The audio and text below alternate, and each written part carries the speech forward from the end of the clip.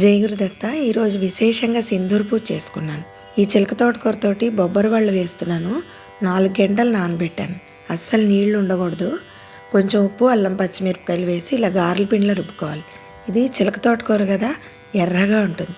సన్నగా తరిగేసుకుని ఉల్లిపాయ, కరివేపాకు, కాస్త జీలకర్ర వేసి ఇలా మనం గారెల పిండికి కలుపుకున్నట్టే కలిపేసుకోవాలి.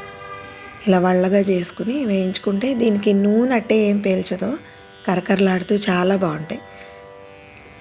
ఈ తోటకూర ఏమిటంటే బీట్రూట్ లాగే ఎరుపు వస్తుందన్నమాట. కమ్మగా ఉంటాయి.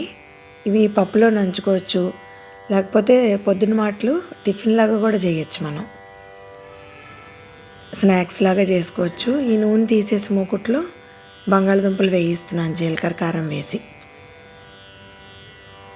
చిన్న చిన్న ముక్కలు తరిగి ఇలా వేయించుకుంటే కరకరలాడుతూ వేగుతాయి అన్నమాట ఈ నూనె వల్ల. ఇప్పుడు టమాటో, మెంతికూర వేసి పప్పు చేశాను. ఈ పప్పు పెట్టి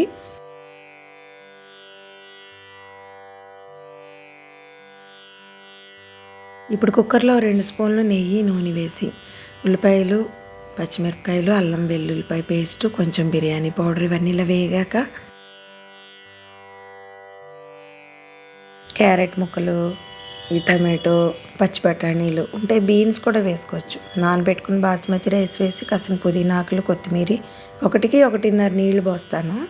2 విజిల్స్ పెట్టి దింపేస్తాను. ఓ గిన్నెలో జీడిపప్పు, కిస్మిస్ ఇలా నేతిలో వేయించుకుని 2 గ్లాసులు నీళ్ళు ఎసరబోస్తున్నాను. 1 గ్లాసు జవగోధుమ నూక, తెల్ల నూకతోటి రవ కేసరి చేసుకుంటాం కదా అలాగే. కొంచెం యాలకుల పొడి వేసి ఈ నూక ఎంత పోసానో పంచదార అంత వేస్తాను. ఒకసారి ఇలా కలిపేసుకుని నూక ఉడికాక అప్పుడు పంచదార వేసుకోవాలి, లేకపోతే ఇంక ఉడకదనమాట. దగ్గర పడ్డాక పళ్ళెంలో పోసేసుకుని ముక్కలు కోసుకోవచ్చు చల్లారాక. ఇది 2 విజిల్స్ పెట్టాను కదా, ఇలా అయ్యింది. ఇంక ఇది ఇలా చల్లారింది కదా, గరిటతో కానీ చాకుతో కానీ ఇలా కోస్తే ఏ ముక్కకు ఆ ముక్క పళ్ళంగా వస్తుంది.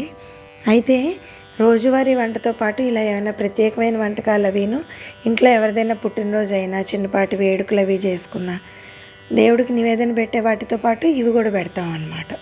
అది అంచేత వేడన్నం మీద నేతిబొట్టు వేసుకుని పప్పు ఇలా కలుపుకుని వాడ ఇలా చిన్న ముక్క తుంపుకుంటే మధ్యలో ఇలా ఎర్రగా బ్రహ్మాండంగా ఉంటుంది. ఇది ఈ పూట మా వంట.